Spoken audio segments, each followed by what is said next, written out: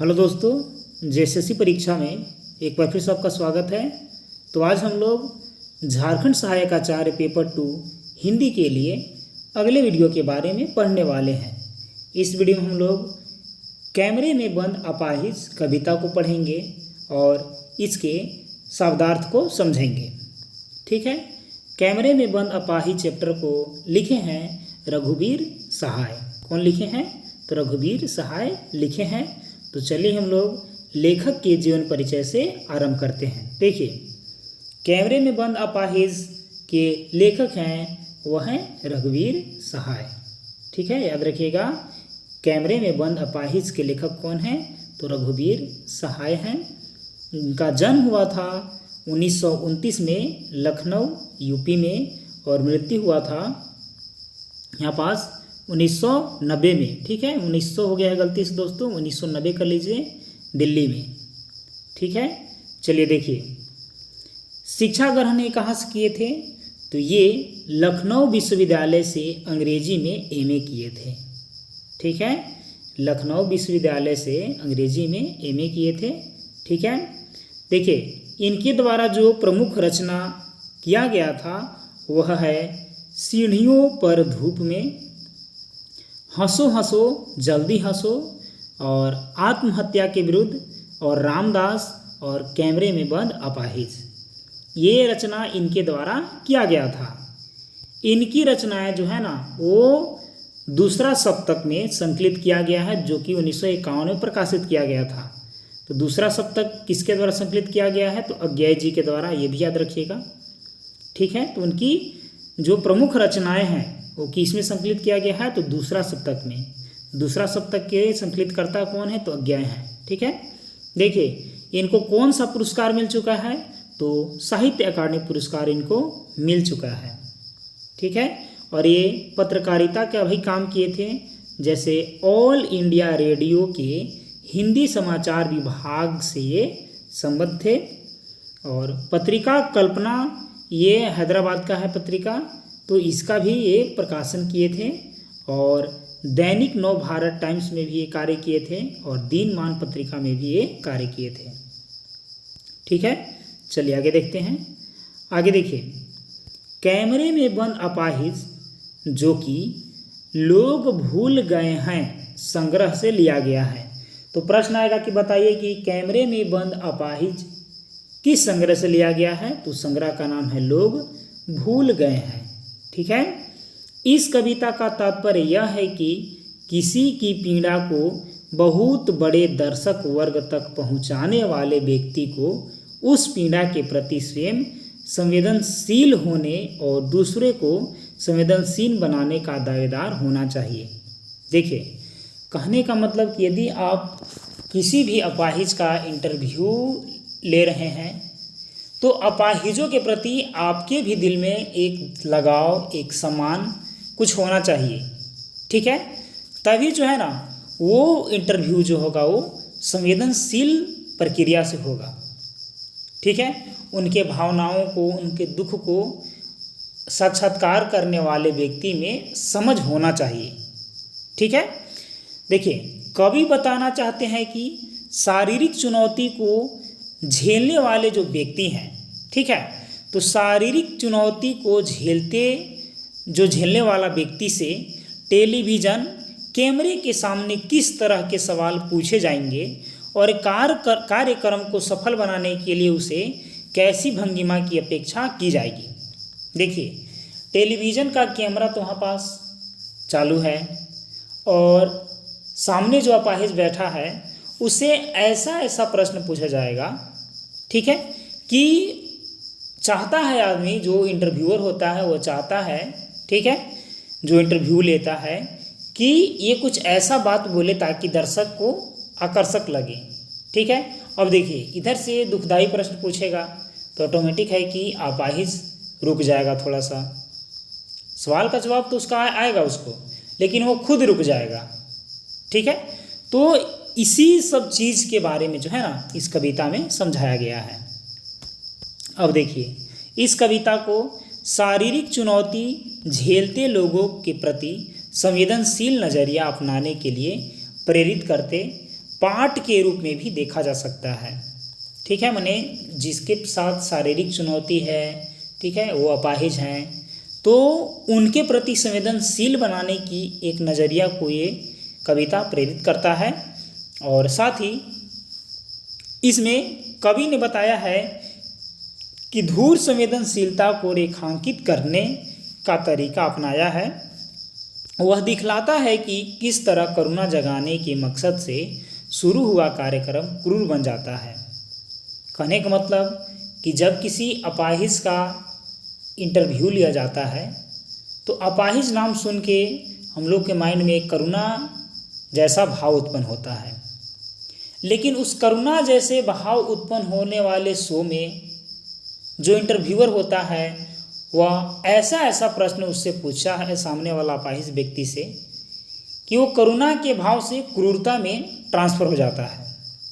ठीक है, तो इसी चीज़ के बारे में हम लोग इस कविता में समझेंगे बेहद आसानी तरीक़ा से और अच्छे ढंग से। ठीक है, तो चलिए हम लोग आरंभ करते हैं। देखिए, तो इस कविता का कुछ लाइन इस प्रकार से है। देखिए, हम दूरदर्शन पर बोलेंगे, हम समर्थ शक्तिवान, हम एक दुर्बल को लाएंगे, एक बंद कमरे में उससे पूछेंगे तो आज क्या अपाहिज हैं। ठीक है, यहाँ पास आप होना चाहिए कि आप क्या अपाहिज हैं, तो आप क्यों अपाहिज हैं। आपका अपाहिजपन तो दुख देता होगा ना दुख। तो अब देखिए, अब इंटरव्यू बोलता है कैमरामैन से कि कैमरा को और जूम करो, माने उनका चेहरा को और बड़ा बड़ा करो। तो हाँ, तो बताइए कि आपका दुख क्या है, जल्दी बताइए, वह दुख बताइए, बता नहीं पाएगा। तो देखिए, अभी हम लोग इस कविता का सिर्फ लाइन पढ़े हैं, अब हम लोग इसका अर्थ समझेंगे। देखिए, दृश्य संचार माध्यम से कार्यकर्ता दूरदर्शन पर बोलने के लिए स्वयं कारोबारी दबाव के कारण समर्थ और शक्तिवान है। कहने का मतलब है कि कोई भी न्यूज़ चैनल है या कोई जो चैनल है उसको टीआरपी चाहिए होता है। ठीक है, और टीआरपी जो है उस चैनल को मिलता है और चैनल किसी न किसी कारोबारी का ही होता है। तो उस चैनल पर काम करने वाले जितने भी कार्यकर्ता हैं वो उस कारोबारी का नीचे रहेंगे। ठीक है, तो उसी चीज़ को अब अपने दायित्व को कैसे निभाएंगे इस प्रकार देखिए, उसे अपने दायित्व को निभाना है। किसको? जो न्यूज़ एंकर होता है या जो इंटरव्यूअर होता है उसको अपने दायित्व को तो निभाना है। ठीक है, क्योंकि चैनल भी उनका नहीं है, वो तो उस चैनल में काम कर रहे हैं। ठीक है, तो किसी कारोबारी का दबाव उन पर होता है। ठीक है, इसलिए एक कमज़ोर अपाहिज का साक्षात्कार लेने के लिए एक बंद कैमरे के सामने उसे लाया जाता है। ठीक है, एक अपाहिज होता है, ठीक है, उसको एक कमरे के सामने माने एक बंद कमरे में और कैमरा के सामने लाया जाता है। कमरे में अपाहिज को शारीरिक रूप से दुर्बल एवं पीड़ाग्रस्त है। अब कैमरे में जो अपाहिज लाया गया है, सामने लाया गया है, वो कैसा रहेगा? तो पीड़ाग्रस्त रहेगा या शारीरिक रूप से दुर्बल रहेगा, या शारीरिक रूप से क्या रहेगा? उसका कोई भी अंग क्षतिग्रस्त हुआ रहेगा, ऐसा व्यक्ति हुआ रहेगा। और उससे तरह तरह के सवाल पूछे जाते हैं। जो अपाहिज रहेगा उससे बहुत प्रकार के सवाल जो है उससे पूछे जाते हैं। उससे यह पूछा जाएगा कि वह क्या अपाहिज है, उससे कैमरे में पूछा जाएगा कि क्या वह अपाहिज है। ठीक है, देखिए कैसा कैसा प्रश्न उससे पूछा जाता है। उसे यह पूछा जाएगा सबसे पहले बार कि क्या वह अपाहिज है और उसके विकलांग होने का क्या कारण है। और दूसरा प्रश्न जो रहेगा, पहला प्रश्न रहेगा कि क्या वह अपाहिज है। ठीक है, ये पहला प्रश्न हो गया। और दूसरा प्रश्न जो रहेगा वो रहेगा कि आपका विकलांग होने का कारण क्या था। ठीक है, तो दूसरा कारण रहेगा उसमें प्रश्न के रूप में। उत्तर देने के उपरांत अगला प्रश्न होगा कि उसका अपाहिजपन उसे पीड़ा देता है होगा, यानी कि तीसरा प्रश्न रहेगा कि आपका अपाहिजपन आपको पीड़ा देता है। ये तीसरा प्रश्न उन लोगों का रहेगा। उसके जीवन में कठिनाई पैदा करता है। चौथा प्रश्न रहेगा कि क्या अपाहिजपन आपके जीवन में कठिनाई पैदा करता है, ये प्रश्न रहेगा। उस अपाहिज द्वारा हाँ का उत्तर मिलने पर जो प्रश्नकर्ता होता है वो अगला प्रश्न करेगा कि आपका दुख क्या है, देखिए, वो जो न्यूज़ एंकर होता है, इंटरव्यूअर होता है, उस अपाहिज व्यक्ति से ऐसा ऐसा प्रश्न पूछता है, ठीक है, कि मानो यदि उसके साथ वैसा हुआ रहे तो एक भी प्रश्न का उत्तर न दे पाए। जैसे पहला प्रश्न रहेगा कि क्या आप अपाहिज हैं, दूसरा रहेगा कि आपका अपाहिज होने का कारण क्या था, तीसरा रहेगा कि क्या अपाहिजपन आपको पीड़ा देता है, चौथा रहेगा कि क्या आपको अपाहिजपन होने से जीवन में कठिनाई आता है, ये चौथा हो गया। और पांचवा जो प्रश्न रहेगा कि बताइए कि आप अपाहिज हैं तो आपका दुख क्या है, ये पांचवा प्रश्न है, ठीक है। तो देखिए, इतना प्रश्न पूछने के बाद जो अपाहिज व्यक्ति होते हैं, ठीक है, वो अपना दुख तो बताएगा ही ना, ठीक है। तो दुख बताने के साथ यहाँ पास आगे है कि लेकिन इस प्रश्न का उत्तर वह शीघ्रता से नहीं दे पाएगा। जो अपाहिज व्यक्ति है वो ऐसा ऐसा प्रश्न उससे पूछा जाएगा तो शीघ्रता से तो आंसर 100% नहीं देने पाएगा। उसके आंख में आंसू आ जाएंगे या उससे रिलेटेड चीज़ वो सोचने लगेगा, जल्दी आंसर उससे नहीं बोला जाएगा, ठीक है। तो ऐसा ऐसा प्रश्न पूछा जाएगा तो उससे जल्दी आंसर नहीं निकल पाएगा। तो इसी चीज़ के बारे में है कि लेकिन इस प्रश्न का उत्तर वह शीघ्रता से नहीं दे पाएगा, क्योंकि उसका दुख तो स्पष्ट है, उसका दुख तो आपके सामने है ना कि वो अपाहिज है, वो कैसे अपाहिज हुआ होगा, क्या कठिनाई, तो कोई जनरल आदमी भी जानता है। ऐसा ऐसा प्रश्न उससे पूछने लायक नहीं है, ठीक है, इसीलिए वो रुक जाता है, उसे यह प्रश्न अटपटा लगेगा।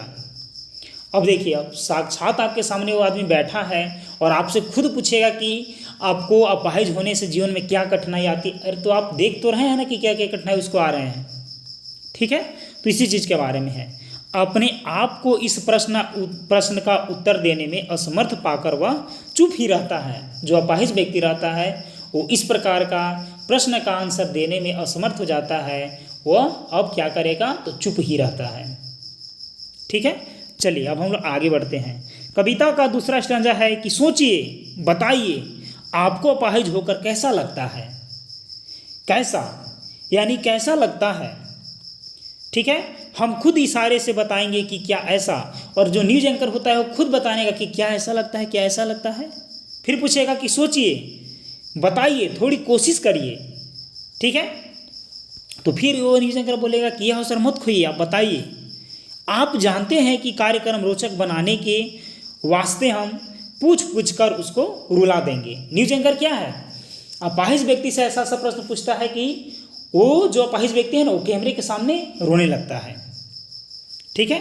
तो इंतजार करते हैं आप भी उसके रो पड़ने का, करते हैं ना इंतजार। यह प्रश्न पूछा नहीं जाएगा, ठीक है। देखिए इसका मीनिंग क्या हो गया कि कभी अपाहिज व्यक्ति की पीड़ा को दूरदर्शन के माध्यम से कार्यक्रम के रूप में प्रस्तुत करने के लिए कैमरे के सामने उसे प्रश्न करता है कि सोच कर बताओ। मैंने जब वो रुक जाता है अटपटांग प्रश्न सुन करके अपाहिज व्यक्ति, तो ये फिर से बोलता है कि सोच कर बताओ आपको अपाहिज होने के बाद कैसा महसूस होता है। ये फिर से पूछता है न्यूज एंकर उनसे। उसकी पीड़ा के अभिव्यक्ति करने के लिए कार्यक्रम संचालक स्वयं मुद्रा करते हुए बताएगा कि ऐसा लगता है। तो जो इंटरव्यूअर है, जो काम कर रहा है, वो कुछ ऐसा सा चीज़ करेगा कि आपको ऐसा लगता है, आपको ऐसा लगता है, ये सब बोलेगा, खुद से ही बोलेगा वह। उस पर फिर से इसी प्रश्न का उत्तर देने के लिए बल दिया जाएगा। एक थोड़ी सी कोशिश करके वह अपने एहसास का वर्णन करें, ठीक है। प्रश्नकर्ता कार्यक्रम को रोचक बनाने के लिए अर्थात उसकी पीड़ा की मार्मिक अभिव्यक्ति के लिए प्रश्न को बार बार दोहरा कर उसे रुला ही देगा। अब उसको टीआरपी चाहिए या ज़्यादा व्यूअर चाहिए, तो ऐसा ऐसा प्रश्न पूछा जाएगा उससे ना कि वो अंत में जो है जो अपाहिज व्यक्ति है वो अंत में रोने लगेगा। दर्शक भी उस अपाहिज के रोने का इंतजार करते हैं। जो दर्शक होते हैं, उसको देखने वाले जो लोग होते हैं, वो अपाहिज के रोने का लगता है कि मानो इंतजार कर रहे हैं। लेकिन यह प्रश्न पूछा नहीं जाएगा क्योंकि पीड़ा प्रधान कार्यक्रम को देखते हुए दर्शक भी अपाहिज के रोने से ही उसकी पीड़ा का अनुभव कर सकता है।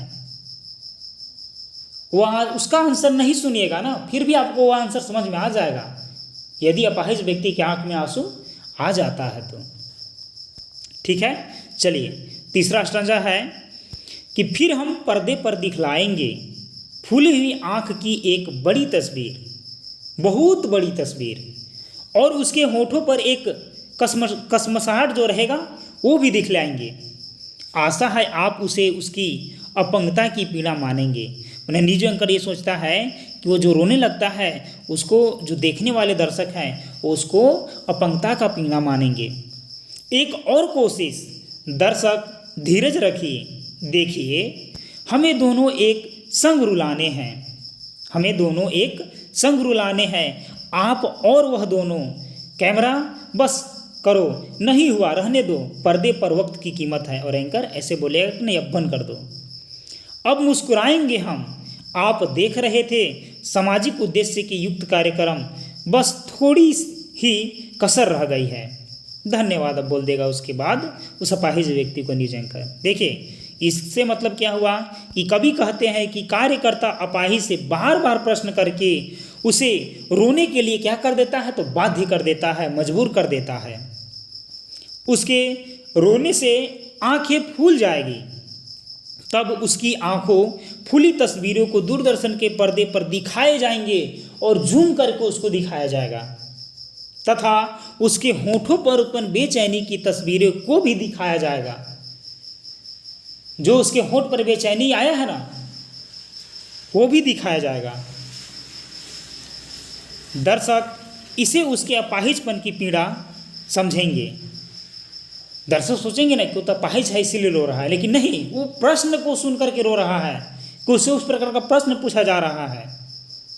हम एक और कोशिश करेंगे, दर्शकों धैर्य रखो, हमें दोनों दर्शक और अपाहिज एक साथ रुलाने हैं। मैंने दर्शक को भी रुलाना है और अपाहिज को भी रुलाना है, तब तो व्यूज अच्छा जाएगा, ताकि दर्शकों का भी कार्यक्रम जो है ना वो तारतम्य स्थापित हो सके, मैंने और अच्छा से, और दर्शक जो है ना वो ध्यानपूर्वक उसको देखे। वह अपाहिज जो अपने जीवन को हिम्मतपूर्वक जी रहा है, जब अपनी पीड़ा को सहने की सहन शक्ति रखने के कारण नहीं रोता है, तो कार्यक्रम संचालक कहता है समय की कीमत है। माने जब अपाहिज व्यक्ति जो है ना वो नहीं रोता है, उसके प्रश्न को सब झेल लेता है, नहीं रोता है, तब जो कार्यकर्ता होता है बोलता है कि समय का कीमत है, कैमरा बंद करो। अतः हम पीड़ा को मुस्कुराते हुए सहेंगे। उस कार्यक्रम का अंत करते हुए दर्शक की ओर मुखातिब होकर कहा कि आप सामाजिक उत्थान से संबंधित कार्यक्रम देख रहे हैं, बस अपाहिज को रुलाने में थोड़ी सी ही कमी रह गई है। कार्यक्रम की समाप्ति के बाद धन्यवाद बोल देगा एंकर और कैमरा बंद हो जाएगा। अब हम लोग कैमरे में बंद अपाहिज चैप्टर संबंधित महत्वपूर्ण प्रश्न आंसर करेंगे। तो चलिए प्रश्न नंबर 1 के साथ शुरू करते हैं। आपकी व्यवस्था के लिए साइड में आंसर भी है, ठीक है। चलिए हम लोग इसको जूम आउट करते हैं और प्रश्न करने का प्रयास करते हैं। देखिए तो पहला प्रश्न बताइए आप लोग कि रघुवीर सहाय का जन्म कब हुआ था। 4 ऑप्शन आपके सामने हैं। Option number A 1929, option number B 1928, option number C 1927 और ऑप्शन नंबर डी 1930। फटाफट बताइए कि रघुवीर सहाय का जो जन्म हुआ था वो कब हुआ था। तो रघुवीर सहाय का जन्म हुआ था दोस्तों 1929 में। याद रखिए कि रघुवीर सहाय का जन्म हुआ था कब, तो 1929 में। क्लियर। चलिए आगे बढ़ते हैं। रघुवीर सहाय का जन्म स्थान कहाँ है। वाराणसी, जमशेदपुर, लखनऊ या पटना। बताइए कि रघुवीर सहाय का जन्म स्थान कहाँ है। तो रघुवीर सहाय का जन्म स्थान है लखनऊ। रघुवीर सहाय का जन्म स्थान कहाँ है, लखनऊ है। चलिए अब आगे बढ़ते हैं। आगे देखिए, कैमरे में बंद अपाहिज किसकी रचना है। तो ये तो हम लोग जस्ट भी पढ़े हैं कि कैमरे में बंद अपाहिज रघुवीर सहाय की रचना है, ठीक है। याद रखिए कि कैमरे में बंद अपाहिज किसकी रचना है, तो रघुवीर सहाय की रचना है। चलिए आगे बढ़ते हैं। रघुवीर सहाय किस संस्थान में हिंदी समाचार विभाग से जुड़े थे, ठीक है। तो किस संस्थान में हिंदी समाचार विभाग से वो जुड़े थे। तो वो जुड़े थे ऑल इंडिया रेडियो से, ठीक है। ऑल इंडिया रेडियो से जुड़े थे दोस्तों। यहाँ पास ऑप्शन आप सी कर लीजिएगा यहाँ पास, ठीक है। चलिए आगे बढ़ते हैं। और ये तो हो गया ऑल इंडिया रेडियो से जुड़े थे। 5वां नंबर देखिए, रघुवीर सहाय के लेख अज्ञेय के किस पत्रिका में छपे हुए हैं? तो हम लोग उसी समय जस्ट पढ़े थे कि दूसरा तार सप्तक है ना, इसमें छपा हुआ है। अपाहिज से दूरदर्शन वाले क्या प्रश्न पूछते हैं? ठीक है, तो उनसे पूछते हैं कि आपका अनुभव क्या है, अपाहिज होने का आपका अनुभव क्या है, ये बताइए। यानी कि अपाहिज होने का अनुभव पूछते हैं। क्वेश्चन नंबर 7, टीबी कर्मियों का दृष्टिकोण साक्षात्कार में कैसा होता है? ठीक है, तो कैसा होता है? तो पूर्णतः व्यवसायिक होता है, क्योंकि वो भी एक कारोबारी के नीचे कार्य करते हैं, इसीलिए व्यवसायिक होता है। रघुवीर सहाय का देहांत कब हुआ था? तो हुआ था 1990 में। कब हुआ था? 1990 में। ठीक है, चलिए आगे देखिए। आगे है कि करुणा में छिपी क्रूरता किसके लिए प्रयुक्त हुआ है? रेडियो वालों के लिए, किसी के लिए नहीं, दूरदर्शन वालों के लिए या कवि के लिए? तो ये हुआ है दूरदर्शन वालों के लिए। कैमरे में बंद अपाहिज कविता में किस भाषा शैली का नाटकीयता आ गई है?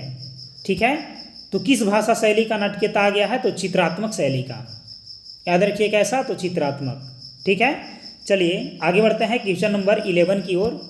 देखिए, रघुवीर सहाय द्वारा रचित एक आधुनिक हिंदी कविता बताना है कि रघुवीर सहाय द्वारा रचित एक आधुनिक हिंदी कविता कौन है? तो वो है दोस्तों रामदास। कविता का क्या नाम है? तो रामदास। कैमरे में बंद अपाहिज कविता में कवि ने किसका वर्णन किया है? कवि ने किसका वर्णन किया है? 4 ऑप्शन है, अपाहिज की दयनीय स्थिति पर, अपाहिज की शारीरिक स्थिति पर, या दूरदर्शन कर्मियों के अमानवीयता व्यवहार पर, या ऑल इंडिया रेडियो पर। ठीक है, तो कवि ने बंद अपाहिज, कैमरे में बंद अपाहिज कविता में कवि ने किसका वर्णन किया है? आप बताइए फटाफट से।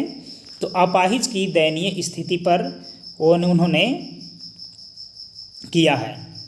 ठीक है, लेकिन देखिए यहाँ पास दूरदर्शन कर्मियों की अमानवीयता व्यवहार पर भी यहाँ पास हो सकता है। ठीक है, चलिए आगे बढ़ते हैं। आगे का प्रश्न देखिए कि मैंने क्लोज ऑप्शन दोनों ले लिया गया है। ठीक है, तो एक ऐसा ऑप्शन कर लीजिए यहाँ पास कि ऑप्शन नंबर ए और सी दोनों रहेगा, यानी कि ऑप्शन नंबर ई में कर लीजिए ए और सी दोनों। ठीक है, तब वो हो जाएगा। चलिए आगे देखिए। कैमरे में बंद अपाहिज कविता में आरंभ से संचालक का कौन सा भाव उजागर होता है? तो कौन सा भाव है? निर्ममता का और लालच का, या संवेदनहीनता का, या संवेदनशीलता का? तो है संवेदनहीनता का। दूरदर्शन पर अपाहिजों से प्रश्न पूछने का उद्देश्य क्या होता है? कार्यक्रम को रोचक बनाना, या उनके दर्द से लोगों को अवगत कराना, कार्यक्रम के माध्यम से उनकी समस्याओं को सुलझाना, या कोई नहीं? तो कार्यक्रम को रोचक बनाना जो है ना, ये उनका मकसद होता है। अपाहिजों की पीड़ा दर्शक तक पहुंचाने वाले व्यक्ति को कविता में कैसा बताया गया है? तो कैसा बताया गया है? तो संवेदनहीनता बताया गया है। ठीक है, चलिए आगे देखिए। कवि ने अपाहिजों के मनोभाव को किस माध्यम से व्यक्त किया है? तो अपाहिजों के जो मनोभाव है उसको किस माध्यम से व्यक्त किया है? तो दूरदर्शन के साक्षात्कार के माध्यम से। ठीक है, चलिए आगे देखिए। कैमरे में बंद अपाहिज कविता में किसकी व्यथा को बताया गया है?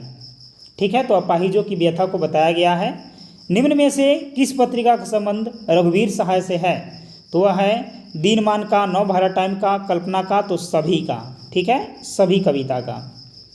कैमरे में बंद अपाहिज किस काव्य संग्रह से लिया गया है? तो लोग भूल गए हैं से इस संग्रह से ही लिया गया है। तो चलिए दोस्तों, मिलेंगे हम लोग नेक्स्ट वीडियो के साथ। तब तक के लिए धन्यवाद।